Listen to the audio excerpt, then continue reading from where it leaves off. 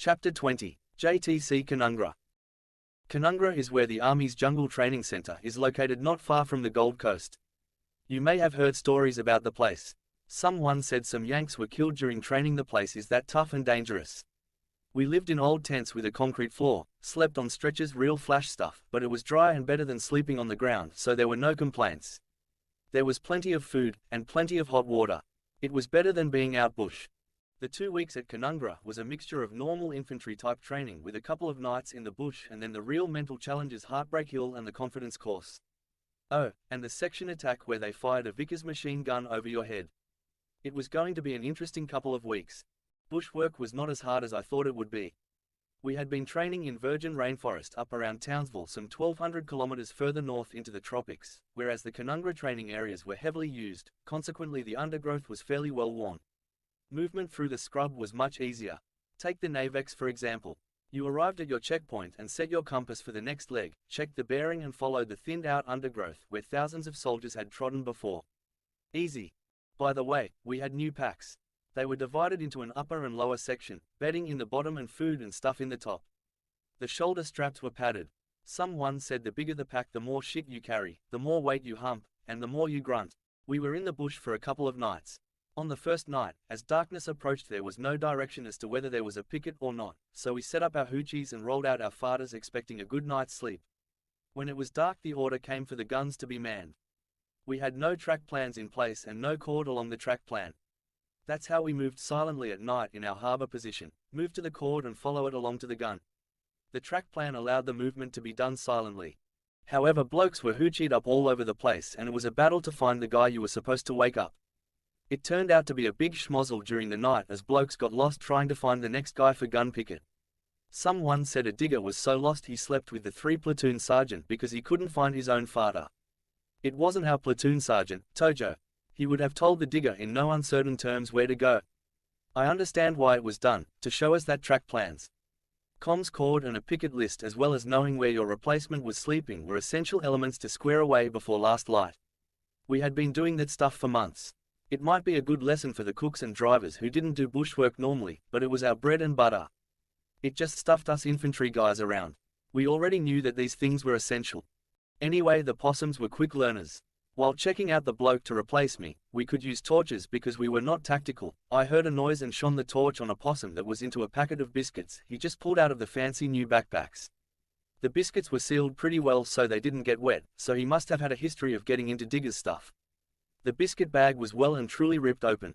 The digger was sound asleep and oblivious to the nighttime thief, so I left the possum to enjoy his dog biscuits.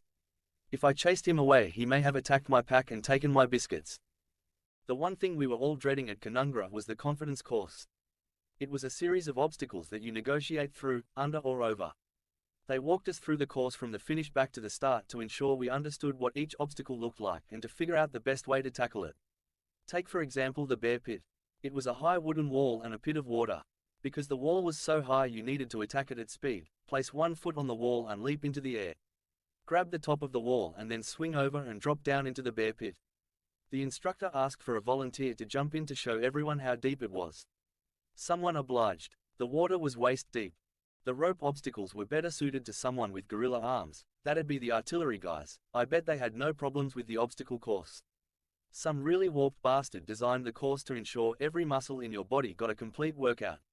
Soon we were at the start and a couple of us got released every 30 seconds. It was game on.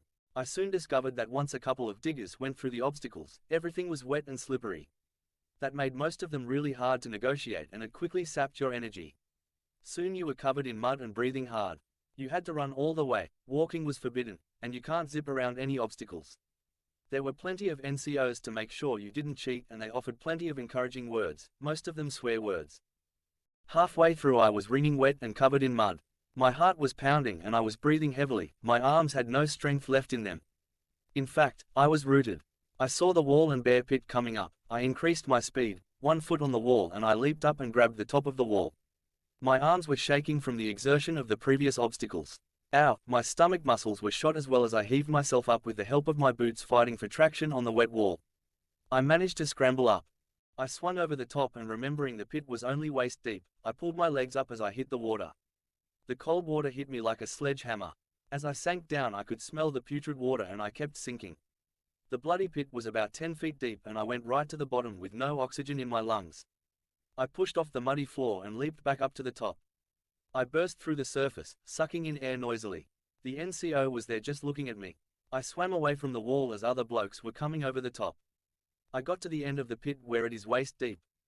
That's where the digger dropped in during our familiarization, but the rest of the pit was bloody deep. A big disappointment was the last obstacle where you jumped off a tower into the river. That washed off the mud and grime. But because of recent heavy rain, the river was swollen and the jump was deemed unsafe, so it was cancelled. What a pity. We had to clean up as best we could in the showers. You can imagine what they looked like after we had finished. The section attack was next. This is where they fired a Vickers machine gun over your head to simulate battle conditions. Maybe that was where the Yanks stuffed up. 5 Section, with Davo as our section commander, was working pretty well as a team. We had done countless contact drills and section attacks. Davo knew his shit, so all we had to do was follow his lead. There are 2 distinct reactions when a shot rings out up front where the scouts are. Firstly, we activated a contact drill. We moved to rehearsed positions. I was in the gun group with Killer and our job was to get the gun working as soon as possible to return fire to the enemy. We ran forward then moved out to the right so we could lay down suppressing fire in the direction of the enemy without hitting our own guys.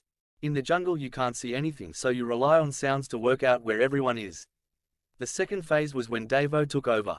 He assesses the situation. If he thinks we can take out the enemy, then he starts the attack by moving the section forward by fire and movement.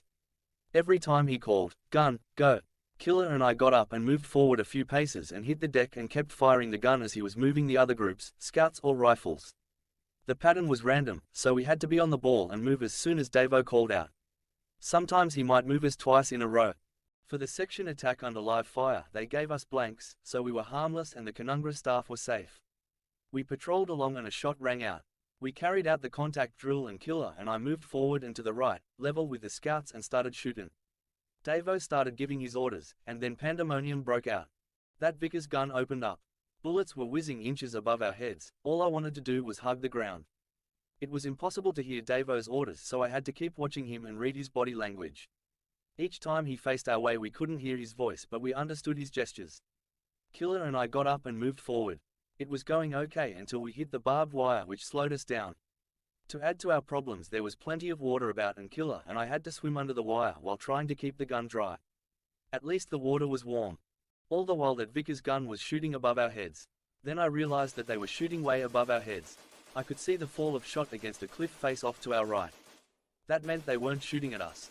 The bullets may well have been way up high, we had no chance of being hit, but it sounded like the bullets were inches away from us with that very unique sound, crack, crack, crack, crack, crack, thump, thump, thump, thump, thump. The crack was the bullet going over our heads as it broke the sound barrier and the thump was the sound of the primary, where the weapon was actually firing. But what a buzz! And clearly all that training we did for fire and movement needed a bit of revision because battle noise made communication by voice practically impossible. Who says you can't teach dumb grunts new tricks? After the 2 weeks at Canungra, we spent 2 weeks in New South Wales at Yanks State Forest doing the normal infantry stuff and nothing remarkable happened. I can only tell you so much about patrolling and contact drills and stuff. Soon we were back at Laverack Barracks and on to Christmas leave. As usual I told a lie to my mother when I would be coming home so I could surprise her by a couple of days. I flew from Townsville to Sydney and caught the train to Cootamundra. It arrived at some ungodly hour in the middle of the night. I got a taxi to my parents' place but I asked the driver to stop at the corner and I walked up to the house and around the back. My parents never locked the house. We never had burglars and besides the only thing of any value was a black and white TV set, and it was bloody heavy. I entered via the laundry door. Jimmy, the black Labrador, slept in there and he only stirred a little bit. What a hopeless guard dog he was. I entered the house and dropped my bag at the bedroom door. Inside the bedroom I switched on the light. The room was a mess as my mother was getting it ready for me and she thought she had a few days left to do it. The bed wasn't made so I looked around and managed to get some stuff and make myself comfortable. Note to self, don't surprise my mother anymore and come home when you say you are coming home. It's easier that way. I received a Christmas card from my civilian employer, the Commissioner of Forests. I sent him a 2 RAR card and told him that I had a nice time visiting Yanks State Forest. And so Christmas 1969 came and went. Christmas 1970 would be very different.